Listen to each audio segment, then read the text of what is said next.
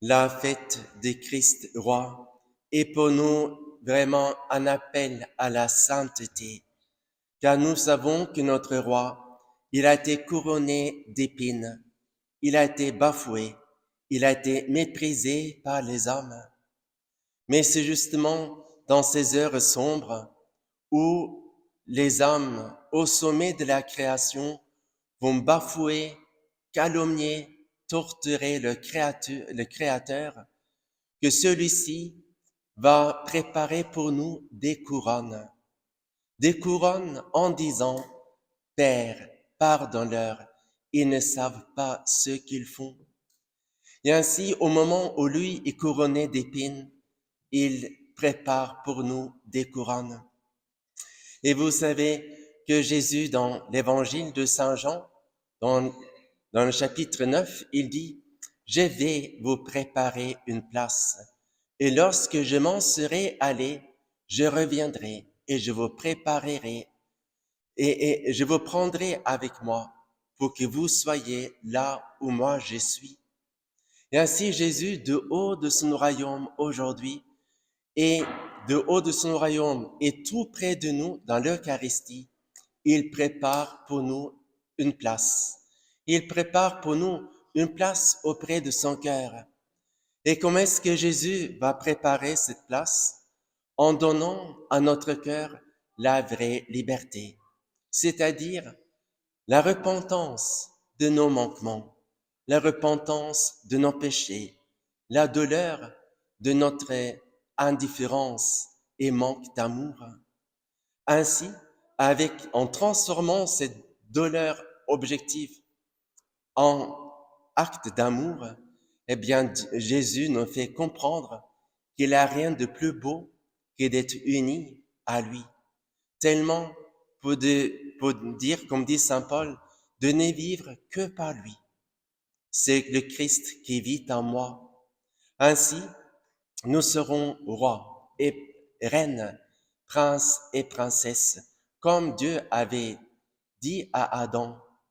Voilà, je te soumets toutes les créatures, ceux qui sont sur terre, ceux qui sont dans les mers. Tu seras maître de toute la création. Et tout allait pour le mieux, tant que toute la création, les animaux et tout ce qui existe ressentait en Adam la proximité et l'obéissance au Créateur. Alors tous les animaux et tout ce qui entourait l'homme était un merveilleux aide pour l'inciter à dire toujours mieux merci au Seigneur. Mais dès qu'Adam et Ève ont coupé leur amitié avec Dieu, eh bien cette royauté sur la création, ils vont la perdre d'un seul coup. Et les animaux vont commencer à se manger entre eux. Et la mort va arriver aussitôt avec l'assassinat d'Abel par Caïn. Et donc là, où l'homme avait été appelé à gouverner par l'amour, par la charité, par la liberté de son cœur, eh bien, il va semer les désordres, les conflits et l'égoïsme. Et c'est ainsi qu'aujourd'hui, ce monde qui déteste tellement notre monde occidental, qui déteste tellement Jésus et sa sainte croix, notre monde occidental ne fait que de mettre des guerres partout, que créer des dissensions partout, que de créer des inimitiés dans les familles, dans le cœur, et surtout aujourd'hui dans le cœur de jeunes, en leur proposant des lois et des valeurs qui sont contraires au Créateur. Et donc, ces contrastes vont provoquer dans le cœur de jeunes la perte de leur royauté intérieure, la perte de la parole pure et véridique qui, comme dit Jésus, que votre oui soit oui, que votre non soit non. Et les jeunes, vous rentrez avec tout le monde adulte qui les ont pervertis dans le monde du mensonge, dans le monde aujourd'hui qui est un monde immense de mensonges, de bas-coups et de mauvais esprits. Et alors demandons à notre roi couronné d'épines de réparer dans les âmes et avant tout dans nos cœurs cette communion avec lui pour que nous puissions, comme tous les saints, rayonner de la vraie parole dite dans l'amour et la vérité.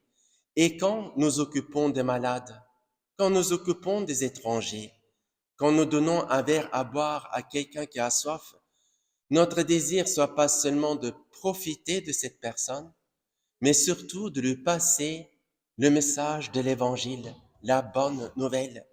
Car c'est là où se séparent le brebis et le bouc. Les boucs qui se justifient en disant, mais nous avons tout fait. On a fait le ministère pour ceci, on a fait le ministère pour cela, on a fait le ministère pour la troisième chose. Mais ils ont passé complètement à côté de ce que Jésus nous appelle à faire en faisant rien par rapport à l'âme de leur prochain et en aidant les hommes qui sont en difficulté, qui viennent eux aussi, les étrangers, de situations difficiles et pénibles, de les aider à entrer dans ce don d'eux-mêmes, entrer dans l'harmonie du Créateur pour que leur présence est ici et dans leur pays soit vraiment une présence positive, bienveillante et constructive. Donc, demandons vraiment au Christ roi, par l'Eucharistie que nous allons recevoir à tout à l'heure, de remettre en nous la beauté de notre communion avec lui, le désir de lui obéir de tout notre cœur, pour que dans toutes les relations humaines et spirituelles que nous pourrons avoir, eh bien, nous transmettons cette force de la croix, cette joie de la liberté de Christ et ainsi la paix du royaume des cieux.